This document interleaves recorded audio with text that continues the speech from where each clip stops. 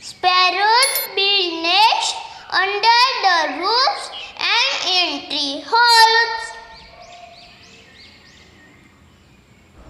Sparrow is a very small bird. Sparrows are very social and they live in groups.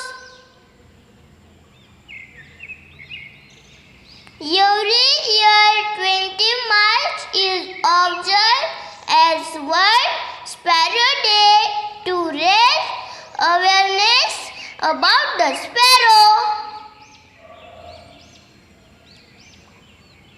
They live very close to humans. They like to eat seeds, berries, and small insects.